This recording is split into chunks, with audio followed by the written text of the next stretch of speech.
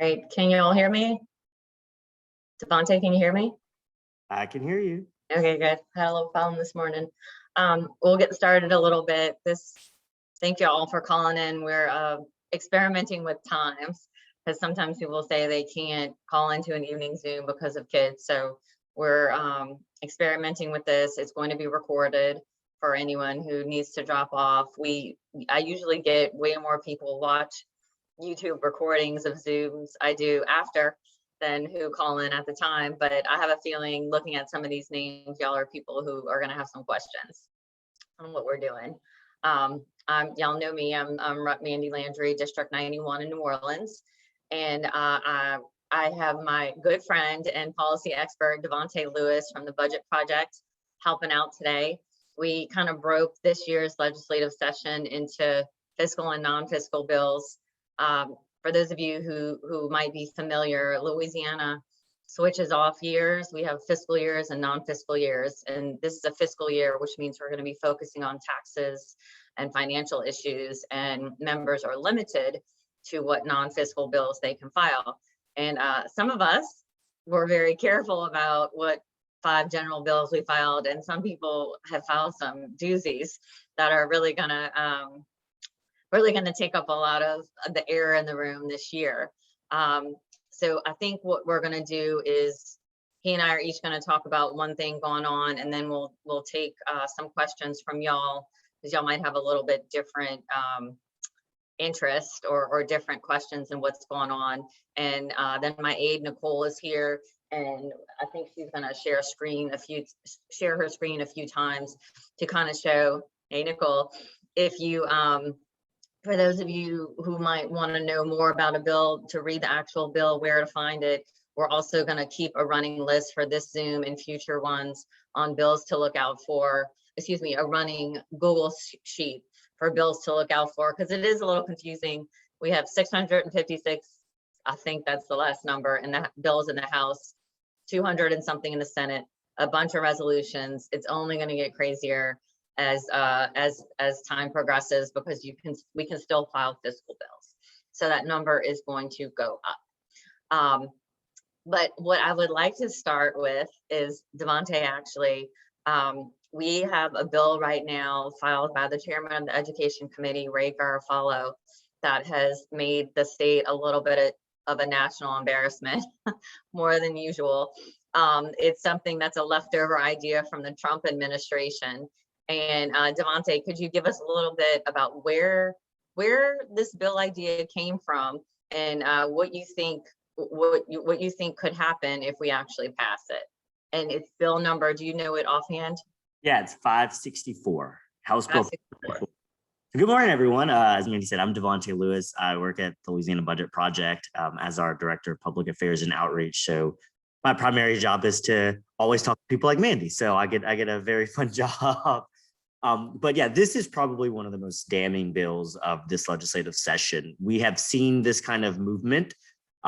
It really started in like Idaho and Iowa, where more conservative lawmakers have targeted what they call critical race theory, which is they believe that if you talk about systemic racism and showcase how inherently, consciously or unconsciously, policies have benefited white people at the disadvantagement of Black and brown people, that somehow is just problematic. So Representative Garofalo is the chairman of House Education, and he really kind of started this a few weeks ago. So the Budget Project, LSU, Southern University, and the NAACP, we've been doing this event, a series called Dismantling the System, a conversation on racism. And so we've had multiple topics. We did race and COVID. We've done the Black press, HBCUs, and PWIs. But last month, we did one that I think just set him off, which we talked about white rage, the study of white rage and religion. Ironically, this was a book and the title of a book that 2 LSU professors wrote. So it wasn't even something we just like tried to be provocative, but he sent letters to LSU asking, like, what is the system? What are we dismantling? Is this the official position of higher education in the state of Louisiana? And so he's decided to file this bill that basically says teaching racism is illegal in the state if you receive public funds, and then creates a process, which I think most people aren't talking about, creates a process for people to complain and then start investigations based off of individuals teaching or training on racism. So what this does is it really eliminates sexual assault. It also has sexism in this bill too. So if you're a sexual assault organization that does trainings for athletics, like STAR does for LSU, their trainings would be eliminated. When you do implicit bias in school for teachers, that would be eliminated. He basically says this is about equality. So he wants to basically make it where I don't know what's equal about that, but it's going to be a very hot topic, and he seems not willing to back down off of this bill. And it's probably one of the most damning bills, I think, of this session that surprisingly has gotten a lot of good coverage about it, but it's going to be a brawl that you're trying to ban teaching of racism in the second blackest state in America. Do you think there's a chance? What do you think is going to happen in the education committee and once it reaches the House floor? I mean, I think it's going to probably get out of the committee. He's the chairman of that committee, and the members of the education committee are probably some of the most conservative of the Republican caucus. The House floor, I think, is a doozy because you're just going to have people like Mandie who can ask a bunch of questions. But I think we do have some protection that Senate Education is chaired by Senator Cleo Fields here in Baton Rouge, who I doubt would let this bill get out of his committee. So the likelihood of it being passed is low, but I think it will stir some controversy up. And one last question: we've seen what happened with Georgia and MLB and certain other states that have passed very damaging laws. Do you think if we pass something like this could hurt Louisiana financially? Absolutely. I mean, I think as we were talking about recovering in COVID, what is going to be our Orleans in the States kind of regaining its momentum back will be tourism. And so I think these racism bills, these anti-trans bills, all of these bills, we will see the effect of what happened in North Carolina. I think North Carolina is the prime example of when you decide to do that, business leaves. And I think Georgia is now experiencing it. And a state like Louisiana, I think it would damage, as we are trying to bid for conferences and conventions back in the city of Orleans. These types of legislation, I think, will tell NCAA and any sports organization and any major event that wants to bring a concert or a conference to New Orleans, they're going to face a lot of pressure to not give it to this state because of these bills. So I think it's a pretty, we must kill them. When I saw the bill, it seemed a little too carefully done for one of my colleagues. And so I started Googling some of the language in it. So Nicole put the digest there. It's an actually much longer bill, and it has these very distinct descriptions and kind of weird language. So I started Googling it, and come to find out, October, at the end of Trump's term last year, I don't know, I'm losing track of days. It was last year, Trump issued this really weird executive order saying that no federal contractors could teach about, constructive race theory or any number of things that are listed in there. And so I said, of course it comes from Trump. And of course, Joe Biden, killed the order on his first day in office. But that wasn't my last question before. This is my last question. Do you see in other bills and other ideas floating around the state legislature vestiges of the sort of dying Make America Great Trump, hopefully dying Trump mantra that is still filtering around in our state? And I'm saying this because I build this as a very Democratic call from a very Democratic member in probably the most liberal district in the state. So I'm going to assume everyone here is a friend. What else do we see in the legislature that's very Trumpy this year? Yeah, I mean, I think there's a lot. So this one is the most damning, but we have another bill by Representative Hodges that mandates that you teach in civics. I'm gonna look that up too. And I can pull the bill number up, that you teach in civics courses about American exceptionalism, which of course is the theory that gets all of them riled up that America did no wrong and there was nothing bad that America's ever done. We have some other wild, just kind of things. We have, it is that one yet, Nicole. We have another bill that basically by Representative Bacala that would take child support payments and pay instead of going to the family or the child, that those payments would then be able to pay that child's share of Medicaid, so the state wouldn't have to cover it. That's going to be very problematic. He also has a bill to basically have people on Medicaid's tax returns given to the legislative auditor so they can be audited, because apparently people are frauding Medicaid, which doesn't really exist. If Medicaid fraud is happening, it's happening from a provider level. Like no walking around, like you don't get a card that says I'm on Medicaid and you can just like pass it around to all your friends to go to the doctor. Like that's not how it works. I wish it was that easy. Yeah, but we have these income checks that are quarterly. And the problem with quarterly income checks is that when workers who are low income typically have seasonal work. So that means you may have a season where you're working, and then there may be a quarter where you're not working, which means there are times where you may in quarter one, because you were working a bunch of seasonal jobs at Walmart, are now making more than your income threshold for Medicaid. But by the time you get to the end of the year, you're actually below the level. And so what he's trying to do is basically like kick people off of Medicaid, and by saying they're frauding the state because their income fluctuates throughout the year and then will like stabilize when we get to the conclusion. That's going to be very problematic. We're also seeing just like some anti-immigrant things, like Valerie Hodges basically wants to, if you claim the earned income tax credit, to basically verify that you and your child live in the state over 50% of the time, which. And is that a problem? Like, is that even a lot of people who that faces, or is it just trying to single out people to be mean? It's trying to single out people to be mean. And the problem is it's actually targeting the people that probably need it. Because the people who would have their children out of the state, more than 50% are more affluent, wealthier white people. True. Poor people. So it's a bill targeted at immigrants that actually probably will do more harm to rich white folks than the people she thinks she's actually targeting. We have some just wild bills. I mean, that like Representative McCormick has a bill to basically put in the Constitution about how this is real. This is real. That like oil has a right. Basically, he's just like mandating in our Constitution. We are a fossil fuel sanctuary state. Yes. I don't even know what that means, but that's what he wants to do.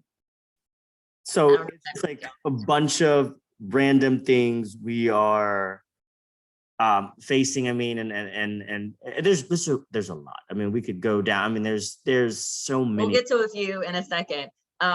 So that we don't bring everyone down the whole time. Let's switch to some happy stuff. Yes. For a minute, because we're gonna get back to some of the anti-trans and the gun bills. I'll start with one of my little happy bills, and then you can add some on. So I say it's happy bill. It's something that should already exist, but it's the Medicaid one. In Louisiana, we accepted Medicaid expansion as soon as John Bell became governor, which was wonderful for our state. We have something like another 500,000 people who have healthcare coverage now. We have almost 1 million people with pre-existing conditions who don't have to worry about being kicked off Medicaid. We have not lost a single rural hospital in our state. Again, we have not lost a single rural hospital in our state, and all of the states in the South that refuse Medicaid expansion have, and that helped us tremendously during COVID. But something I've noticed in the last few weeks that's been happening nationwide, and I said, why can't we do it here? For some reason, if you are a pregnant person on Medicaid, well, they give you Medicaid when you're pregnant, but they kick you off after 60 days. And as we have learned as a state and as a country, it's our most impoverished residents who have the most problems in pregnancy. Louisiana has either the highest or the second highest maternal mortality rate. We have very bad infant mortality rates. Access to healthcare is difficult here. And of course, all that affects Black and brown women so much more than anyone else. So what I'm proposing here and what's happening in other states is that for someone who gives birth They have their Medicaid health insurance for a whole year after birth. Because as we know, like there's issues with childbirth, but there's issues later, especially if you have a C-section. There's blood pressure issues. There's postpartum depression. There's just a whole lot of things that could happen after you have a baby, especially if you live in poverty or in a state that you don't have quick access to healthcare. So this is something that LDH and Ochsner and others I've been talking to who are very supportive of. And you know, it's a smaller thing. It's not something that may face anyone on this call, but for those of us on the left, we view healthcare as an investment, not a cost. And so investing in these people, it means we're not going to lose them. You know, their children aren't going to lose them or less likely to lose them. They're going to be able to continue school and work. They'll have health insurance, so they won't have to show up to the emergency room if something goes wrong. And something like this, that if we can just keep pushing healthcare expansion, I think it's really good for our state. Davante, what's your happiest bill that's a non-fiscal bill for this year? Yeah, I think one of my happy bills is, while I'm not happy about the name, I'm happy about the bill. And what it does is the MJ Foster Promise Program. So this is, as you all know, we have TOPS in Louisiana, but it benefits the wealthy and more white families, and only 25% of students in higher education have it, because it is very limited to the 18-year-old who graduates right outside of high school. I mean, we know the average age of a student going to any post-secondary education in the state is around 26. So like they're automatically. Why is that? Why do we have an older population of students? Because we have a lot of people who go work offshore right off of college. They return back. We have a higher rate of people becoming parents at a younger age, which means they drop in and out. And so when we build a program off of 18 to 24-year-olds, and we know the average student is 26, the average student does not graduate in the state in 4 years. They graduate within 6 years. It creates problems. So what this bill really does, and this is by Representative Cortez, Senator Cortez, the Senate President, it creates a framework to basically create a promise program that is on the line of creating free community college. So students would be able, based off of their income, to be eligible to get financial assistance with no, they don't have to have a GPA requirement and an ACT requirement, which is one of the impediments of TOPS. We know the TOPS requires a 20 on the ACT. The average Black student, the data came out this week actually, shows the average Black student gets a 16.9 on the ACT. So you already have cut out almost half of the Black students from being able to receive this. So this is really beneficial. It is the start of free community college, or a bigger push to free community college in this state. And it's going to set the groundwork for us to almost match Tennessee and be able to offer everyone who wants to go access. So this is something that hasn't gotten a lot of coverage. It's kind of been in the weeds with us in the higher ed space, but I am extremely happy, even though I don't really care for the name. I wish we just call it Louisiana Promise, because I don't like naming it after things. And I'm not sure Mike Foster was the best person to name it. I would agree with this, right? But I mean, that's just a personal opinion of mine. And there has been more of a push, and I wish we could increase this for attention to community college and VOTEC schools, because not everyone can or should go to college, and we need people who do everything. My father was a plumber. We know so many people who do trade jobs that we absolutely need all of those things, and we need people who know how to do them well. And I wish, hopefully our state will keep investing more in those schools as well. Yeah, and that's the great thing about this, is this also gives money for certificate and credentialing programs. So right now, if you go to get a CDL license, or you go to Delgado to get any type of certificate, TOPS, GO grants, or Pell grants cannot be used, which means you have to find those funds yourself. And so what this does is creates an avenue for people who are going to trade and vocational schools who have no access to financial aids outside of student loans and private student loans, which are even worse, to now have financial resources provided to the state to be able to get their education, which is going to be big as we talk about infrastructure rebuilding, and kind of the new jobs that are coming to Louisiana will require a lot of more tech and vocational. And so providing those financial resources to people will be extremely beneficial. Cool. We have a question in the chat. I don't know if Emily wants to ask it or if she's not on video. If you want me to ask it, hey, do you want to ask your question? Sure. I was just wondering if there are any like good or probably bad voting bills that are in the session this year after all of the voting stuff we had with COVID last year. A very good question. So as a little background for some of you, we had a lot of attention paid on absentee and mail voting last year, and I happened to be in the middle of it by total accident. I had, along with Power Coalition, filed a bill to expand absentee voting before COVID. Right now in Louisiana, you can only vote by mail or absentee. It means the same thing. If you're over 65 or if you meet certain requirements, you're in college or you have a disability or something like that. And we propose to expand it universally because that would assist with transportation issues, with the fact that in certain parts of the state, we don't have a lot of early voting options. And then, so I filed that, not really thinking much about it. And then COVID happened and it became a big kind of mess.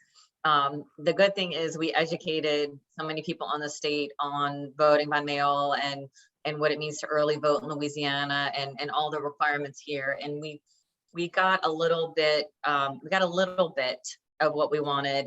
We were able to change some of our voting procedures last year to allow people with COVID related or healthcare related reasons to vote by mail. But back to your question of, so anyway, just setting it up, there was a lot of noise in Louisiana last year on this. I ultimately decided not to file a voting bill this year because I am extremely hopeful that the feds are going to file something. I think it's, what is it, HB1, Davante? In HR1. HR1, sorry. That is a very long, detailed, wonderful bill that would basically normalize and make voting, a lot of what it means to vote in the United States, the same everywhere, which frankly, I think it should be. I think that's more likely what's going to happen with voting over the next couple of years. In terms of our state, it's the House and Governmental Committee. If you want to pull that up. There are quite a few bills filed. I have looked through them a little bit. And Davante, if you have, you can chime in. I didn't see anything off the top of my head that was terrible, like Georgia or like some of these other states. Part of the reason is we already have fairly small c conservative voting laws in Louisiana. There's not so much more you can do. I mean, there's some laws about, there's some legislation on banning voting ballot boxes. We already don't have that here, unfortunately. There's a lot going through House and Governmental, as you can see. None of them got really stuck out as super terrible. There are going to be some fights. We have a couple good ones. Fred Jones right there. You can click on that one. Fred is a friend, sits right in front of me in the chamber, and he would extend early voting, which is early in-person voting, which is the most popular form of non-election day voting. We talked a lot about voting by mail and absentee last year because of COVID, but really what people really like is being able to go for 2 weeks or however long it is to vote in person. And last year, some of us in New Orleans, so usually early voting is in 4 areas in the city. And because of COVID, we opened the Smoothie King Center downtown and had a bunch of voting booths and people moving through, plenty of space. And everyone wants to do that all the time now. But so far the state hasn't allowed that. So the short answer is, I don't see anything terrible yet. That doesn't mean they can't amend it to be something terrible. I do feel very hopeful though. While the governor and I don't agree on everything, he has been pretty strong about protecting the franchise and has threatened to veto anything that would harm voters. And last year he was involved in a lot of the litigation that was filed on the side of protecting voting rights. So I do feel good about that. Davante, was there anything you noticed in any of these bills that was particularly worrisome? No, I think I have not seen actually anything problematic. Like I think Mandie said, Louisiana's elections run relatively smooth. I mean, there are things where we can improve, but there's not, they don't have much. And also it's like nothing's happened in this state. So it's also the more anything they do actually hurts them more than it hurts us, which is also why they don't want to do it. Vote by mail is extremely popular by older white conservatives. So restricting it significantly actually hurts their voting base more. Because I mean, voting by mail almost was always a older white method until COVID. So there are some small, like kind of like good nuggets, like even some Republicans are carrying. So Representative Lance Harris is carrying a bill to like extend the age that a child is allowed to be in the ballot box. So right now it cuts off at like, I want to say like a young adolescent. I didn't know there was a limit. You know? Yeah, there's a limit at young adolescent. He's moving that to 15, so you can be up to 15. Tell us one last thing about voting, about Ted James's bill on the time limit that I did not sit till last year. So what is the current law? So right now, the current law in Louisiana says you have a 3-minute time to stand in the ballot. And as anyone who's voted, that's crazy. Why? We oftentimes, so like 7 constitutional amendments. There's always these like random ballots, and our ballots are long because we don't have primaries. So that means you may end up just voting for 3 offices, and it's 5 pages on your voting like that you have to go through because of how many candidates. So this actually is getting no pushback even from the Secretary of State to just remove that 3-minute time limit, because we know as the ballot gets longer and just more complex, and we don't have primaries, means the more candidates run, the longer the ballot is. So it moves it from 3 minutes to 20 minutes that you can sit in the ballot booth. And so this actually bipartisan, it seems like it will sail through. The Secretary of State likes it.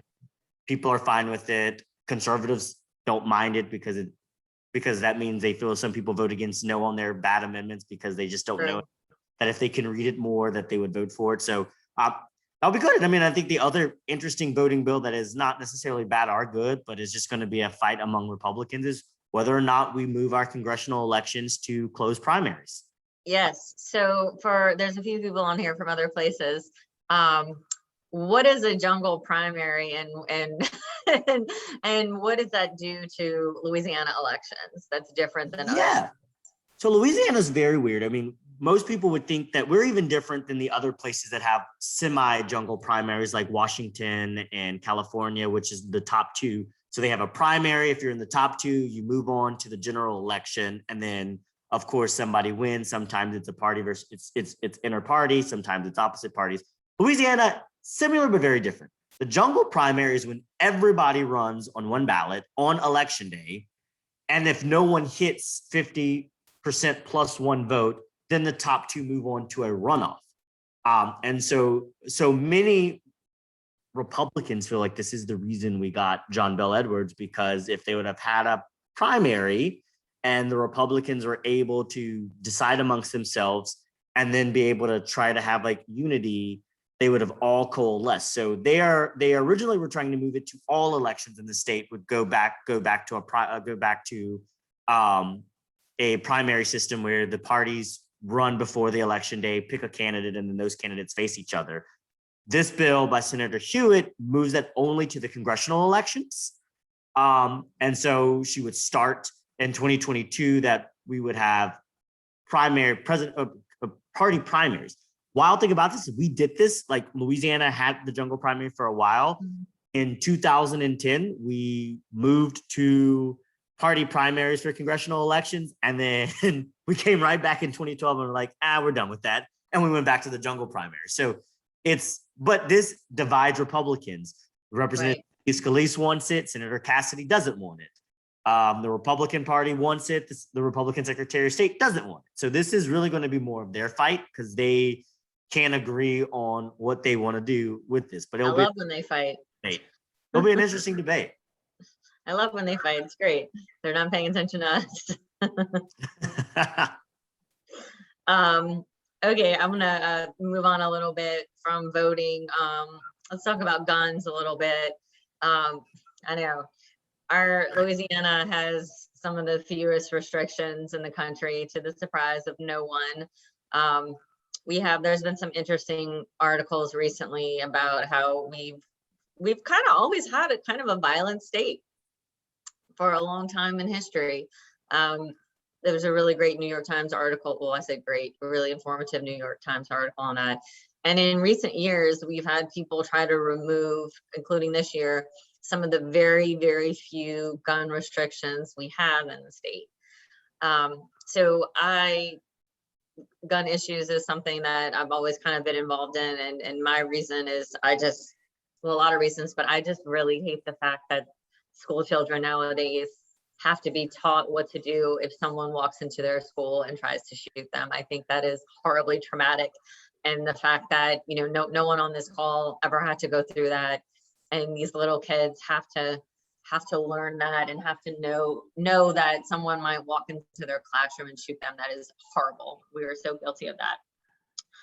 But anyway, I wasn't going to file anything this year, and I was hoping the federal government would. And we actually saw just yesterday that the Biden administration is pushing some new gun control regulation. But what I decided to do after I saw, okay, so McCormick has a bill that would remove the need for a permit if you have a concealed weapon, which seems terrifying. And there's a few other random gun bills that would remove some of the few protections we have.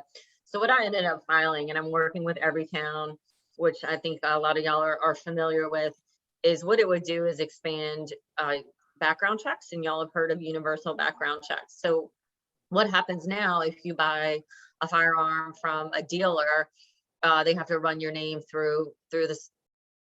Sorry, I heard something through a system for a background check, and that determines, for example, if you were convicted of a violent offense, or if there is a domestic violent protective order out against you, or any other reason that you would not be allowed to own a gun. The problem is most guns are purchased outside of dealerships. There's literally websites, like there's one called Arms List. It's like Craigslist. There's all these websites that exist that people buy guns person to person. None of those involve a background check. So what this bill would do, and this is already the law in I think 22 states, is that and I put it that it is required from the seller that they would have to go to a dealer and get the person's name run through a background check. And apparently the statistic is 1 out of 9 people who buy a gun in this manner would not be able to pass a background check. So what you have is you are only preventing people who should not own a gun from owning a gun. And this is something I decided to file also because the governor and other high people in the state have indicated this is the type of regulation that they would support. In states that have passed this, it's shown to result in a 10% decrease in homicides. It's not the silver bullet, I hate to use that cliche. It's not going to solve all these, mass gun shootings, but it is one thing that we can do to try to change the culture and change the and change the conversation on guns. I'm hopeful for it. I think it's something that's happening nationwide, but we do have a lot of people in the legislature in particular who who really don't want anything like this to ever pass. So that, let's see, that's in the chat. We'll see what happens with that. Does anyone in here have any particular issues that you would like us to move to next? Anything? You can come on screen if you want to. While we wait for a second to see if y'all have any questions. Oh, Emily, do you have a question? I was just wondering if you think these oil and gas lawsuits bills are going to come up again. I think Fezzi released a lot of them last session. I've seen some, but I wasn't sure if they were exactly trying to kill those oil and gas lawsuits like they did last time. Mm-hmm. Good question, and that would come through my committee, Natural Resources. So what we have that's been going on for a long time in the state are what's colloquially referred to as the coastal suits or the coastal litigation lawsuits. And they started, better 7-8 years ago. And what they're in a bunch of different parishes. There's 100 defendants, 50 suits, something like that. And what they say is that, and the plaintiffs are generally parishes, the state of Louisiana, a few other government entities, that all of these oil companies, when they were getting permits from the state over the years, that they were not abiding by the permits, because the permits require you basically to clean up after yourself and to put everything back how it was before, and they didn't do that. And so the bills say that, the litigation says that all of these companies or the successors to these companies need to put some of the land back the way it used to, or need to go back and pick up their pipes and go back and clean up. Obviously, this is very high stakes litigation. There's a lot of money involved. And while climate change has certainly contributed to the coast washing away into the Gulf of Mexico, so has the miles and miles and miles and miles and miles of pipelines. It's been held up in the courts for a long time. And last year there were some bills that attempted to kill the litigation. And yes, the legislature can just say, we don't want this to be a real claim anymore. We don't want this litigation to exist anymore. And that's happened before. So luckily last year, one of the bill, or some of the bills went through the Natural Resources Committee that I'm on. We were able to prevent those from being passed. What I think is going on this year, I don't think they're trying to kill them anymore. And what they're trying to do, they being generally Republicans who don't like these bills, who are heavily represented or heavily supported by the oil and gas industry, that they are trying to dictate how any settlements or any funds received from this litigation is spent. And that is a whole new can of worms, because what most of us want to happen is that most of every dollar that comes in is spent on restoring the coast and restoring these parishes. I am not sure about all the devil details in some of these bills. I imagine there's plenty. This is something that the governor is heavily involved in. This is something that many parishes are heavily involved in. Orleans, Jefferson, basically anything along the coast is involved in. So I am hopeful that we will be able to, if not kill some of these bills, at least make it so that the vast majority of the money goes to where it's supposed to go, and not to, any special projects that have nothing to do with restoring the coast. So short answer is, I don't think they're going to try to kill this litigation again this year, but I think some people are going to try to determine far in advance how the money is spent. Let's see, and we are at 10:40. So let's move real quick. Something that is going to probably get a lot of attention in the news are there 4 anti-trans bills. This is a confusing issue to a lot of people in a state like Louisiana, and I've actually had people who I consider otherwise allies or very liberal contact me about them with questions, because this is a newer cultural issue and it's something that's going to get a lot of attention. But I think Davante and I could go back and forth on this a little bit. Can you roughly break down I'll do the sports ones and you can do the other ones. There's 4 bills and 2 of them are about children in sports and 2 are more healthcare related. And the sports ones are very interesting because they're coming at it from a helping women angle. And what they would do is sort of put all these restrictions on trans children who play sports.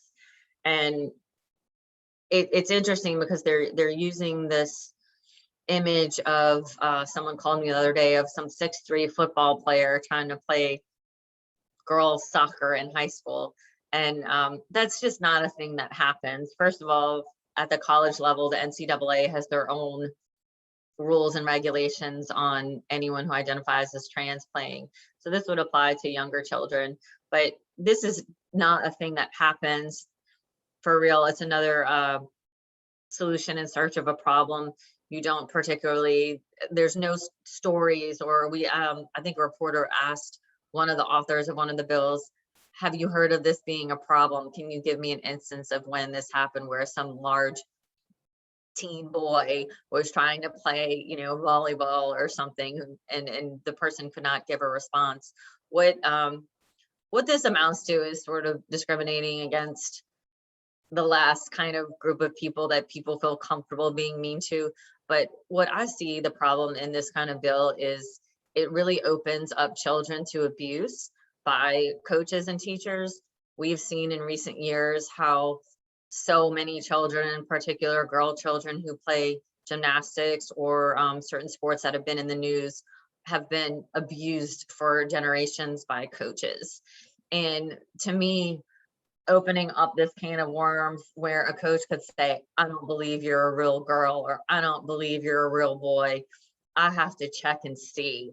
I have to determine if it's true. I think the risk there is so great. And for some of these younger kids, they don't know how to say no, or they trust this person, and then it would be opening them up to too much abuse. So I hope we can get rid of those bills, but I'm not sure if we can.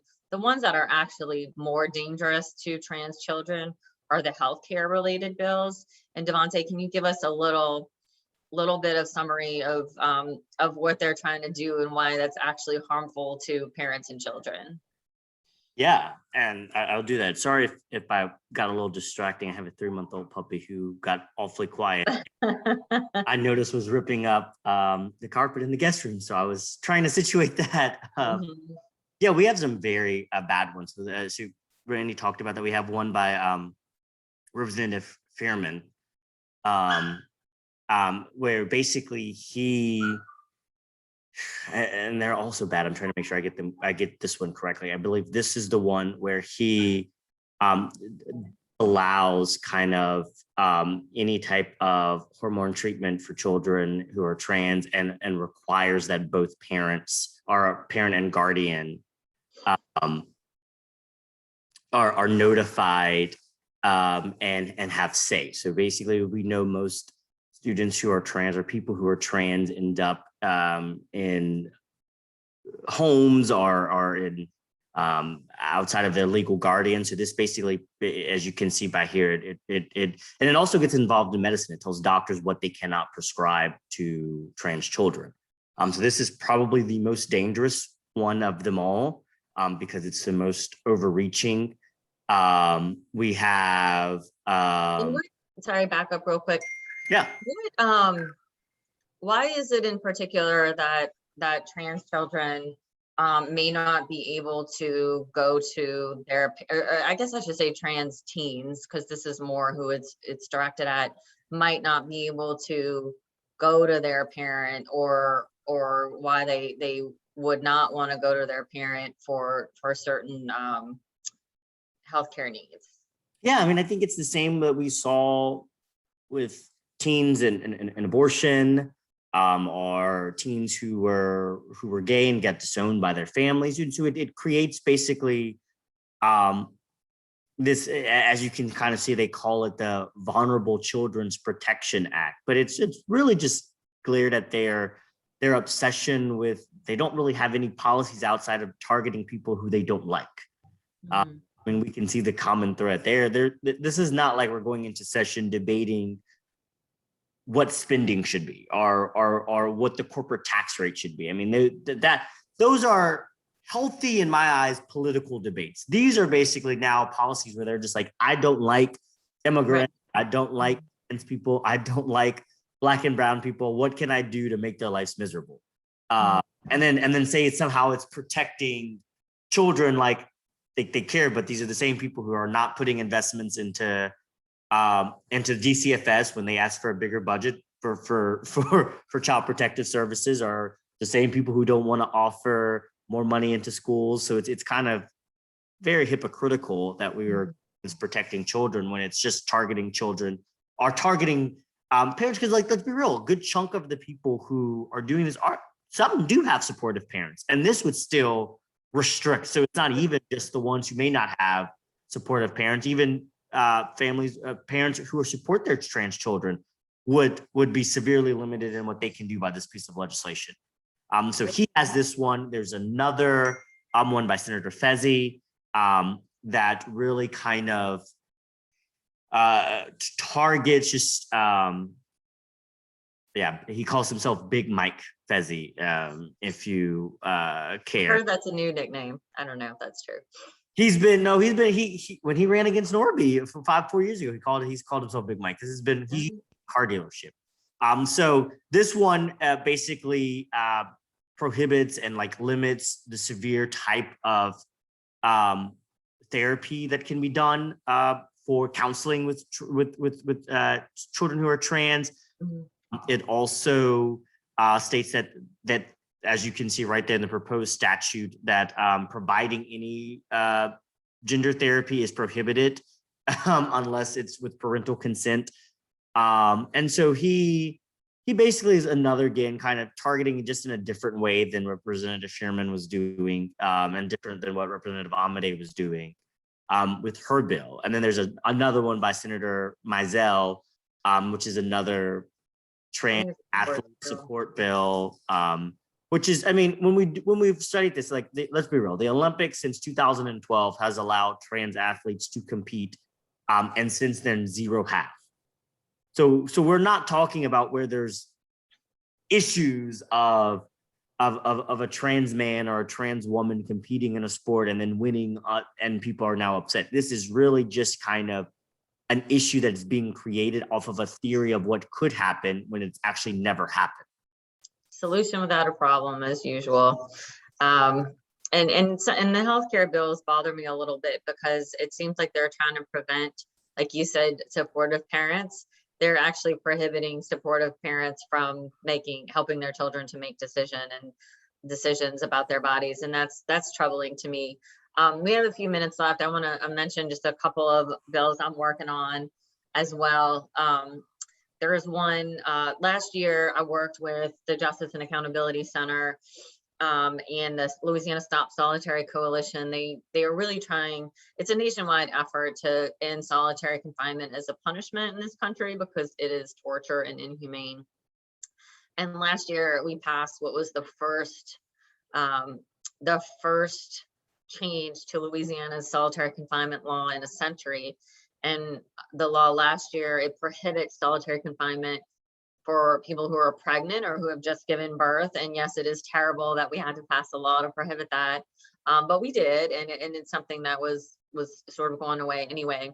This year, I'm working with the same groups with Jack and the Louisiana Stop Solitary Coalition to try to stop the Department of Corrections from placing people with mental health issues in solitary confinement. We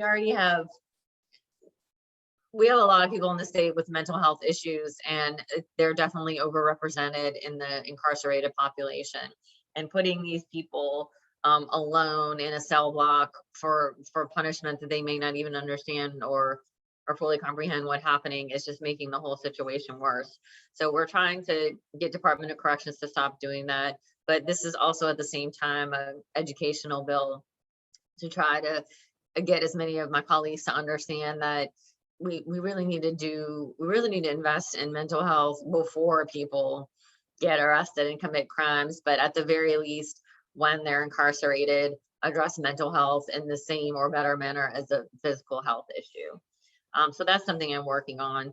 I also have a bill that's getting a lot of media attention that would decriminalize sex work in Louisiana. In our laws, it's referred to as prostitution, but for advocates and people who engage in this industry, they prefer the term sex work as it's less stigmatizing. And what this would do, it's not a legalization. There's no creation of a red light district or anything that people talk about, but we would just stop arresting people who engage in sex work. And in our state, this is mostly a lot of poor people or people who don't have many other options for work. This would only decriminalize this for consenting adults, right? Consensual behavior. As some of my younger interns have pointed out, they don't understand why the adult film industry is perfectly legal, but consensual paid sex between people is not. And I mean, my answer to that is, well, the man's not making money off it. So I guess that's your answer. But there's a lot of reasons to decriminalize this, and it's really a harm reduction matter. Right now, people, in particular, those who live and work on the street, are pretty horrifically physically abused and suffer from higher rates of violence than the rest of us. And because of the work they engage in, they can't even seek assistance often from law enforcement because they're engaging in something that is illegal. And finally, from a trafficking perspective, a lot of people bring that up. Trafficking is a crime. Trafficking is abuse, it's assault, it's non-consensual behavior. It's someone being forced to do something against their will. And that is and will always remain a crime. That is a federal crime. That is something that, rape, sexual assault is always against the law. This would decriminalize consenting adults engaging in consensual behavior. And like I said, it's mostly a harm reduction matter. Few more minutes. Let's see on the chat. Davante, is there anything else that in particular? And again, we're recording this, and I have a feeling more people are going to watch this later. This was our morning experiment with Zoom, but actually we've touched on a lot of things. Are there any other major cultural or social type bills that you think we're actually going to need some advocates helping on this year? Yeah, I mean, I think there's going to be some things in criminal justice that will be important. There's the ability to pay framework, which basically reduces kind of the amount of fines and fees we use. Tell us about Royce's bill with the juvenile system. This is a happy bill if we can pass it. Yes, this one. And I'm trying to, oh God, remind me which one this is, because I have like 15. Okay, sorry. My very brief understanding, Royce DePlacis, who is my rep neighbor in New Orleans, has filed a bill that would essentially remove all fines and fees from the juvenile system. And why is that important? Who usually ends up paying those fines and fees? Their parents, their grandparents. It's really just a tax again on poor people. And it's something that, I'm hoping to learn more about, but something, instinctively I support. And Davante, you were a teacher, and I know you've worked with children for a long time. And I don't know if you have any further insight into why removing these fees would be beneficial for these kids. Well, yeah, because it new puppy. Somebody is not happy there in the kennel right now. But no, it switches kind of the conversation on especially poverty. Hey. Switches the conversation on just poverty and how we utilize juvenile court systems, which oftentimes have been used as just incarcerating young kids for a long time. And then when we reformed that, what was the way to keep young people incarcerated was by the fines and fees. So since able to pay, she does not like this. She does not like this system. You know what? Why don't you mute and grab her? And I know exactly what bill we're going to end on.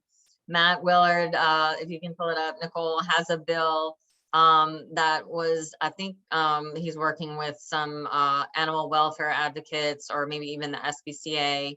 It is, what is that, 223 right there? And it involves sheltering of an animal. Luckily, we don't have a lot of cold weather down here, but for when it's colder weather, storms, hurricanes, as y'all might remember, after Katrina, there was a lot of animals people found that were left out or tied up.